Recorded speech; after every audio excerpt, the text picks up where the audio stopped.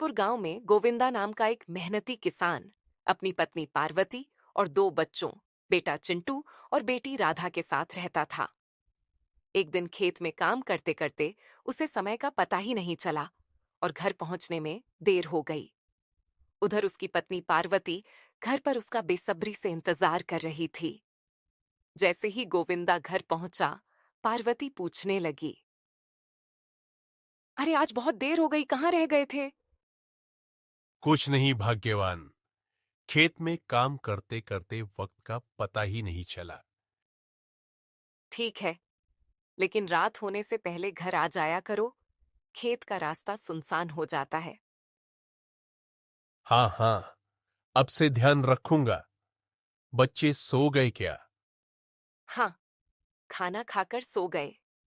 अब तुम खाना खा लो और मैं तुम्हारे पांव के छालों पर दवाई लगा दूंगी। ठीक है, तुम खाना परोस दो। आज साथ बैठकर खाएंगे। पार्वती जैसे ही भगोने से चावल निकालती है तो देखती है कि बस एक इंसान के खाने भर का चावल बचा है। वो चिंतित हो जाती है। गोविंदा पूछता है, क्या हुआ भाग्यवान? खाना क्यों नहीं परोसा? चावल कम है। अगर तुम्हें पेट भर खाना नहीं मिला तो खेत में काम कैसे कर पाओगे? मैं पानी पीकर काम चला लूंगी। ऐसा क्यों सोच रही हो? खाना खत्म हो गया क्या? मैंने शाम को खा लिया था, भूख नहीं है, इसलिए तुम्हारे लिए परोस रही हूं। क्या मुझे पागल समझा है?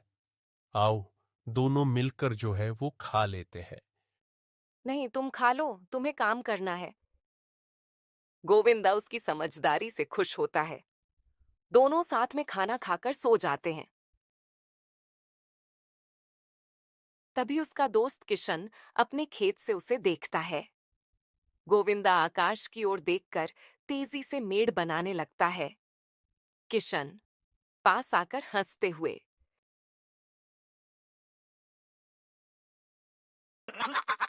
अरे गोविंदा, क्या देखा तूने आसमान में जो इतना तेज काम करने लगा? किशन, मुझे लगता है आज रात तेज बारिश होगी। तू भी अपने खेत की मेड़ बना ले। अरे यार, आसमान साफ है, बारिश कहां से होगी? मौसम का क्या भरोसा। मैं तो बना रहा हूं। ठीक है, तू बना ले, मैं कल बना लूंगा। आज बहुत थक गया हूं। गोविंदा अपना काम खत्म कर घर चला जाता है। वह देखता है किशन बिना मेड़ बनाए ही चला गया।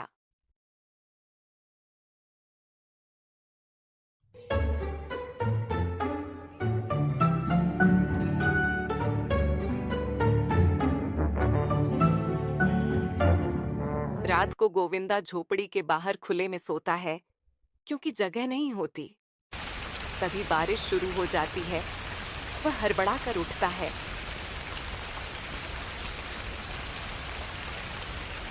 उसकी आवाज सुनकर पार्वती की भी आंख खुल गई। इतनी रात को कहाँ जा रहे हो? किशन के खेत की मेड़ बनाने जा रहा हूं, नहीं तो उसका नुकसान हो जाएगा। और तुम्हें क्यों करनी उसकी चिंता? वह मेरा मित्र है, उसकी मदद करना मेरा फर्ज है। ठीक है, लेकिन मैं भी साथ चलूंगी। बारिश और बिजली बहुत तेज है। नहीं, तुम यहीं रहो, बच्चों को देखो। मैं जाकर मेड़ बना दूंगा। गोविंदा बारिश में किशन के खेत पर पहुंचता है और मेड़ बनाने लगता है। बारिश में मेड़ बार बार टूटती है, लेकिन वह मेहनत करता है। थककर वहीं सो जाता है।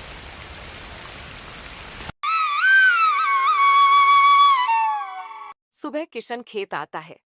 बारिश देखकर डर जाता है। देखता है खेत सुरक्षित है और गोविंदा वहीं लेटा हुआ है।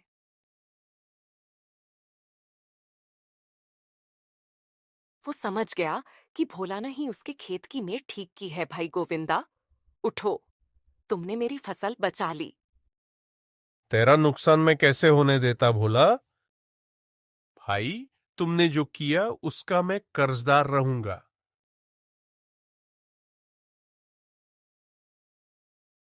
गोविंदा भाई, आप सबका इतना ख्याल रखते हैं, यही आपकी पहचान है। सब मेहनत करते हैं, पर दूसरों के लिए कुछ करना जरूरी है।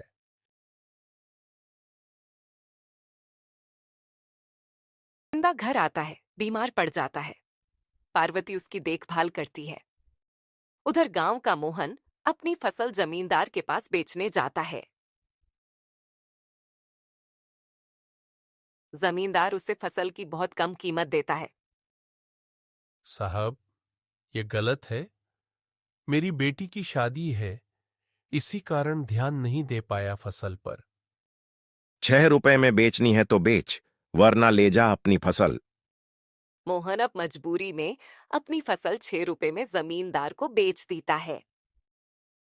मजबूरी में मोहन बेच देता है और घर चला जाता है। गोविंदा अब ठीक होकर किशन के घर जाता है। किशन किशन ओ किशन। किशन, पुराने कपड़े दे दे, खेत में काम करना है। हाँ हाँ गोविंदा, हाँ हाँ गोविंदा। किशन पुराने कपड़े देता है।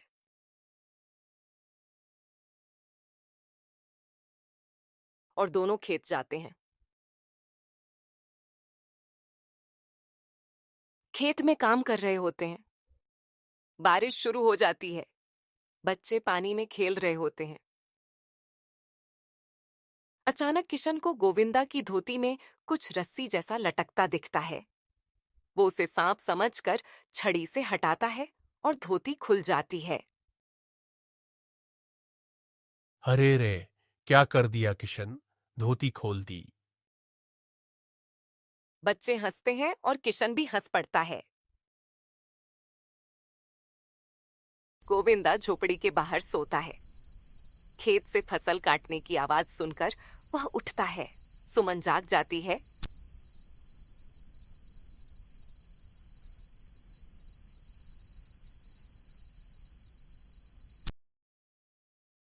क्या हुआ?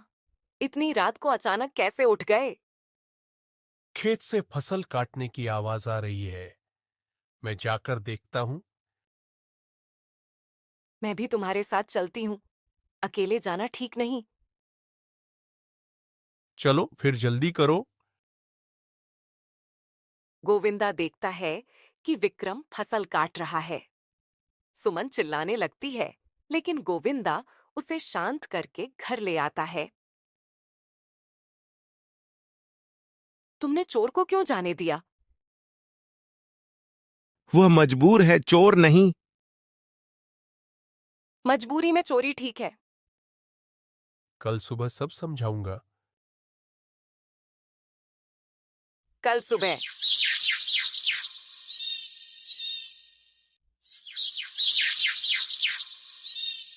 राजू भी अपनी फसल लेकर आता है, लेकिन सभी उसे अजीब नजरों से देखने लगते हैं, क्योंकि इस बार उसके खेत में फसल ही नहीं हुई थी।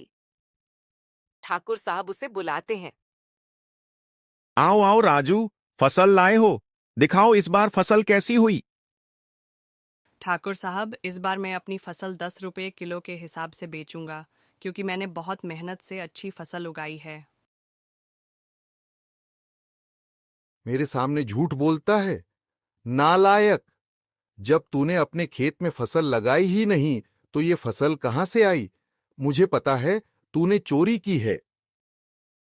नहीं नहीं ठाकुर साहब, ये फसल मेरी ही है, मैंने कहीं से नहीं चुराई। चुप! गांव वालों, पकड़ो इसे, ये चोर है।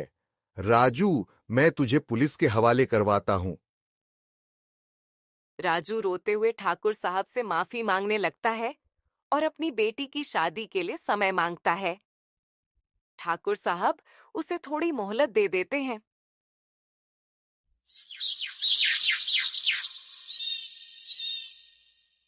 लेकिन अगले ही दिन गांव में और लोगों के घरों से चोरी होने लगती है, पर किसी को शक नहीं होता। लो, ये जेवर और पैसे, मेरी लाडली बेटी की शादी में कोई कमी नहीं आनी चाहिए। पिताजी, आपके पास तो पैसे नहीं थे, ये कहाँ से आए? अरे बेटा, ये ठाकुर साहब ने दिए हैं। उन्होंने कहा है कि शादी धूमधाम से करो।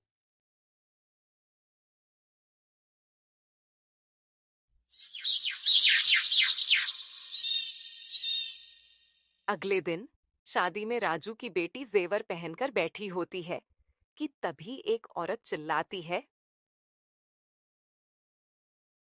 अरे, ये जेवर तो मेरे हैं, ये इसके पास कैसे आए? इस पर वहां भगदड़ मच जाती है। सभी राजू की तरफ देखने लगते हैं। ठाकुर साहब राजू से, क्या सचमुच तूने चोरी की है? लेकिन राजू इनकार करता है। ठाकुर साहब पुलिस को बुला लेते हैं।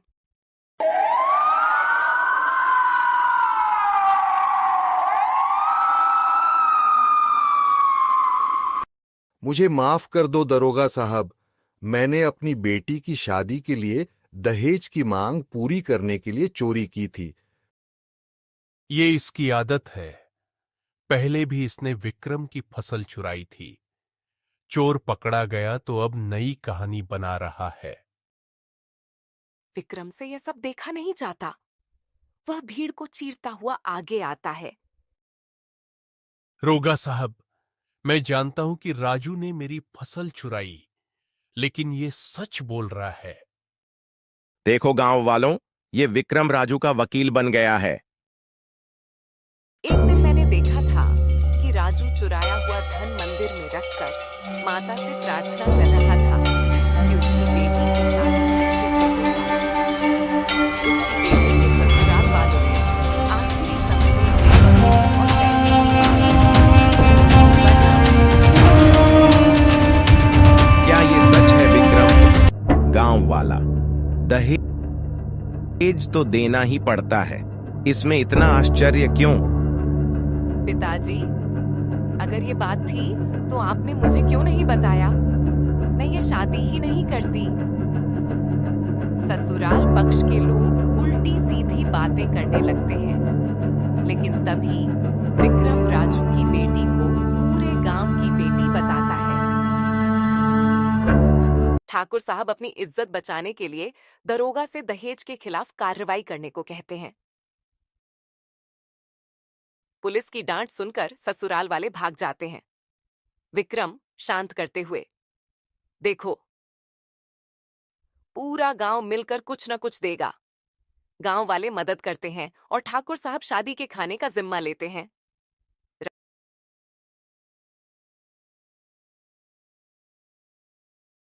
राजू की बेटी की शादी धूमधाम से होती है। राजू विक्रम का आभार मानता है और पूरा गांव मिलकर बेटी को विदा करता है।